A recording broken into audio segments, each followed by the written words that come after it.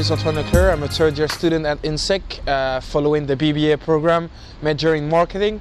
Today I'm going to talk about my future in the Plan Your Turfu homework from Inseec. You may ask yourself why I decided to do on a video. The first reason is that I don't want to do it like others. I prefer to do something a little bit more special for you to understand who I am and what are my future career plans. The second reason is simple. It's because I strongly believe that images and videos are worth 1,000 words. The third is because I think it's always much more exciting to speak to someone rather than writing to this person. Of course, in business you have to write things down, but on the other hand, you got also to talk to you have to be able to talk to the people. You have to be able to convince them, and this is what I'm going to try to do. During those 3 years at Inseec, public speaking and debates with Mr. Bradford, I decided to, in a way, honor him by doing a video and express myself orally. It would be too easy just to talk to you about my career plans, what I want to do in the future, without talking to you about my personality. I believe that to know where you want to go, you got to look at where you come from.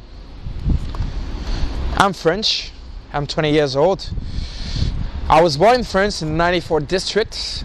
I was supposed to get born in Nigeria, but my mom decided to change at the last minute, so we came back to France. But at the age of 2 months, I went back to Africa, and I stayed there for 15 years and a half. It was an amazing experience. I've been living in Cameroon, Gabon, Nigeria, Equatorial Guinea, and if I have one word to describe Africa, it would be amazing. Amazing for what it brought to me in terms of personality and mentality, but I would say as well amazing for what it is and all the opportunities you have there. You know, of course, when I came back to France and I asked people, what do you think about Africa? They had that bad vision that we show on TV, bad things that you have when you look on the news feed on Google. And I understand that, you know, when we show you just one side of something, then you believe in it. But when you see everything and you live there, you share, you acquire a certain mentality. This is why now I'm more consider myself as an African, because it's hard for me sometimes to share the French values when you've been living all your life with African values. What I mean is that Africa is a beautiful place. Of course you have poverty. I didn't live in poverty, but I saw poverty. I shared certain moments. I saw things that shocked my mind. I understood things that will never go out of my mind. But out of this, I saw opportunities. I saw people looking at the bright side of life, and I saw people looking at the good and the bad. When I say the good and the bad, it's really special. What I mean in the good and the bad is that when there's a problem, you got to find a way to overcome. You got to find a way to go over this issue. And this is what people most of the time, to not say every time, do in Africa. You face difficulties and you got to do there. You got to face it. So, yeah, of course, Africa is certainly a place that taught me how to live, to share, to understand, and how to be with people. Understand that an individual cannot succeed if he's not well with the other people. This is what I understood and I'm deeply working on. But when I came back to France at the age of 15, was totally different. I came back to Paris, and Paris is totally different. It's not about being together. Most of the people think about themselves, and I'm not criticizing anything. Maybe they are doing the right thing, but it's not my way of thinking. When I'm doing something, I want to do it great, not only for me, but for the people that are working with me or with me. And this is why it's really important to me. When I do things, it's for people. I see no success, I see no happiness in doing things for myself. Truly not. But when I came back to France, Parisians were really different. I just wanted to go back to Africa. First, the weather is really cold there, I'm freezing, but what I mean is that people in France have a certain way of doing business that is really interesting. But I strongly think that if you mix it with other cultures, the business could be even better. This is what I think. But when I came back to France as well, I understood that the reason why culture plays a really important role, really important role, to not a central role in business and in politics. I understood that sometimes certain mindsets, certain culture makes the business impossible, makes the connectivity impossible. And I'm always, every day, trying to find a bridge between the French and the African mindset to make things possible. Making things possible is what I believe. And when I came back to what I believe in, and when I came back to France, I was also out of this in the 9th Free District. And the 9th Free District is a beautiful place. You know, when you type banlieue 93 in French, on Google or anywhere, all you see is people dealing drugs and stuff. Okay, I saw them, I know some of them, but this is not what it is about. It looks in a way like Africa. People look after each other. We know each other. And they face a lot of difficulties as well. But there is a second mentality that comes to my mind when I started living in 9th District. The fact that all the bad things that happens to you, all the obstacles that you may face, you got to overcome it. You got to face things. You got to face things. You should not find a way to go around or come back or find another plan. You have a plan, you have a goal, you got to go for it. This is what I've been learning about. I saw people that always believing in you. And when you tell them that you make studies or you make a business or you do something, they're proud of you. Not like inside Paris and they look at you and maybe they're a little bit jealous, something I can understand. But the 9th District is not this way.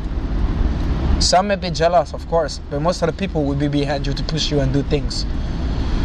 But the biggest thing that I learned in the hood is the entrepreneurial way of seeing things.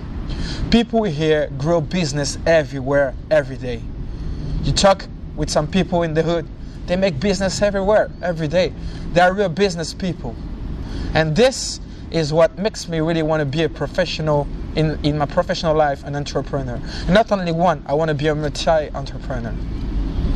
And this is what the hood gave me. So this basically is the reason why I decided to call this plan My Turfu, change the name and change it to I have plans for Africa and my hood. As I told you, I don't want to be only one entrepreneur. I want to be a multi-entrepreneur. I want to have a lot of businesses.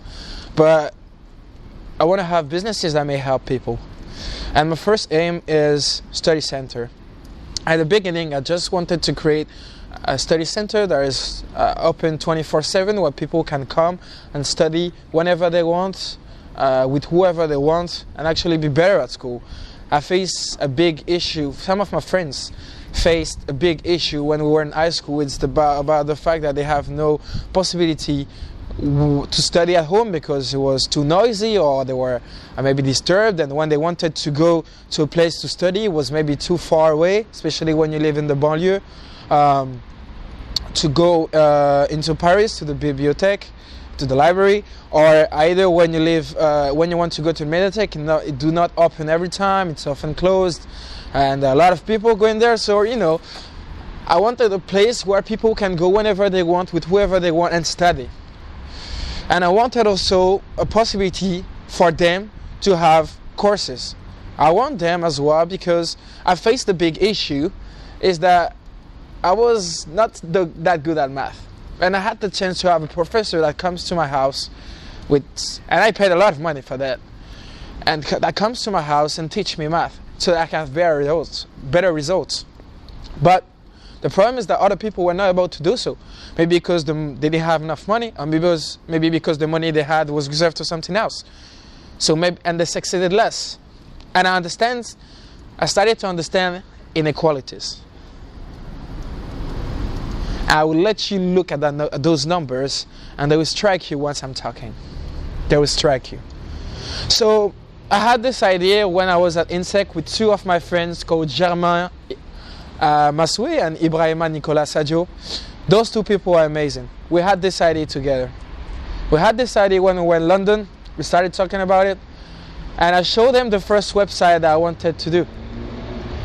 The first website where I put all my ideas on it about study center. They looked at it and they said, damn, it's amazing. Started working and thinking about it. We talked with a lot of professors, especially Mr. Hegarty and other professors, even my law professors that loves Mrs. Giovanni, that is really into businesses. But we found out that it was too difficult just to create a place open 24/7. But we're all linked to something that we like, which is called the Uberation, Uber. We decided to create an application where people, students, can get access to other students who are doing bigger studies and that want to deliver courses at home for a reasonable price. And thanks to that app, you just need to open that app, click on it, and you'll receive the course to your house.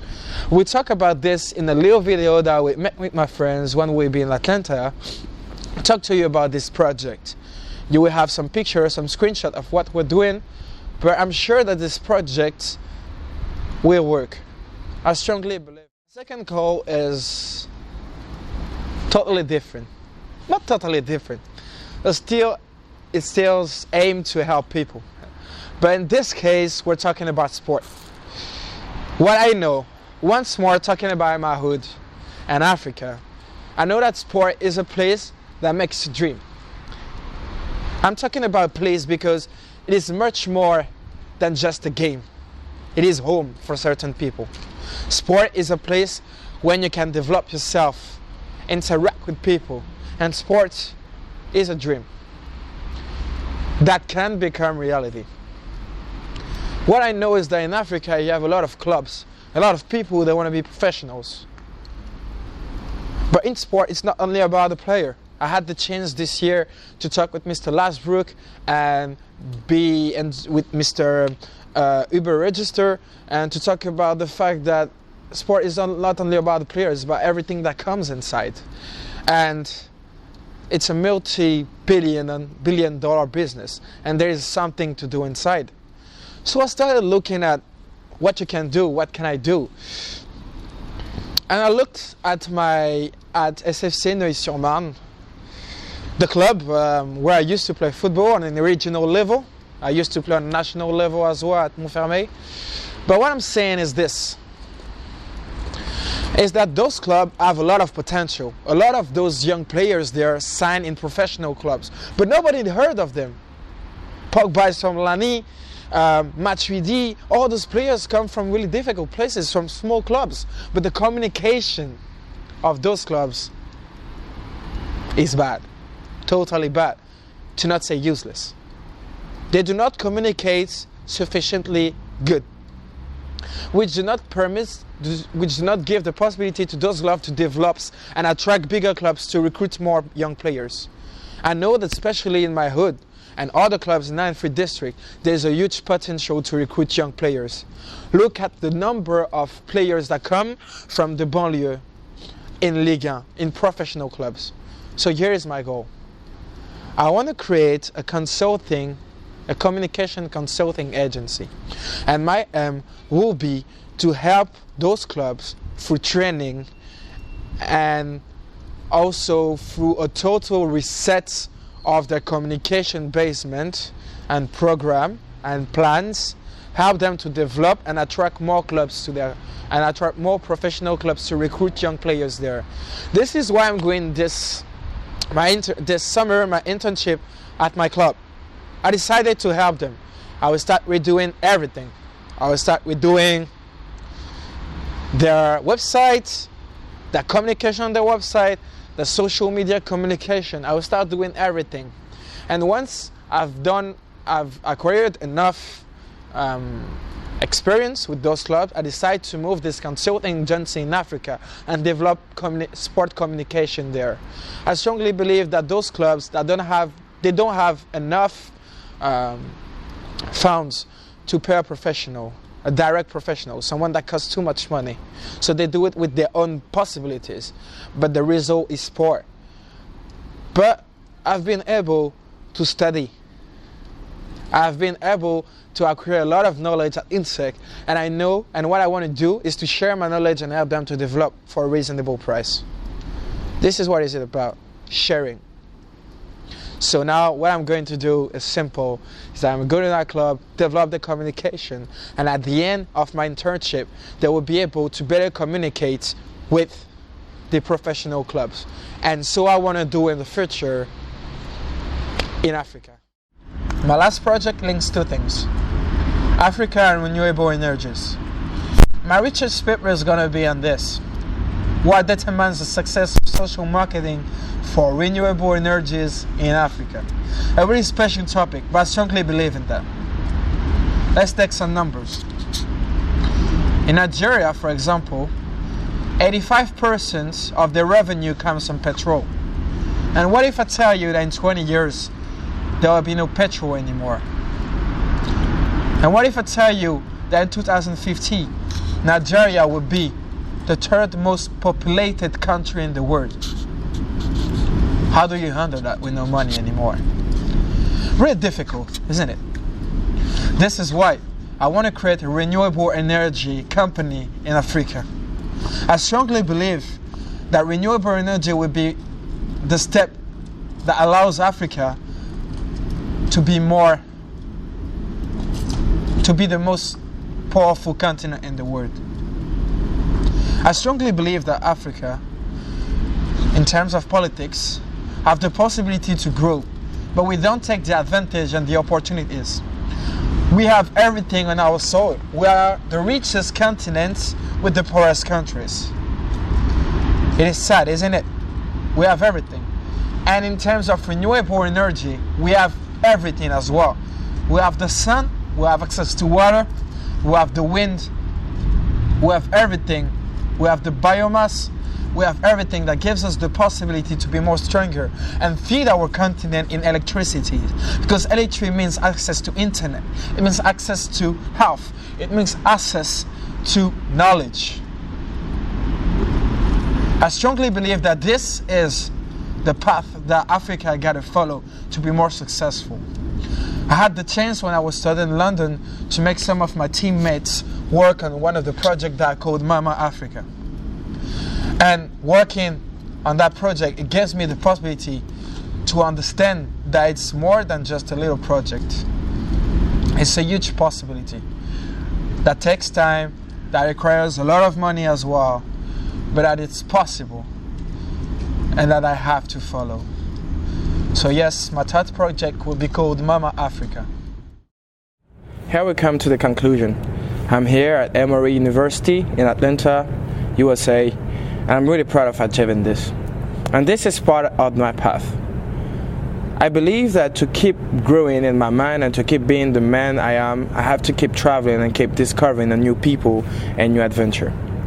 I strongly believe as well that if you want to succeed in life, you gotta have your own definition of success. To me, success is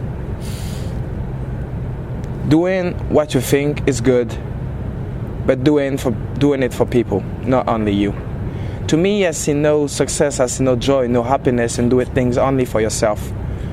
I think that at the first part, you gotta do things for you, we gotta do things for others as well. And when I say others, I mean help them to develop and let them help you to develop yourself. And I think that this part is really important because we come to a point of sharing.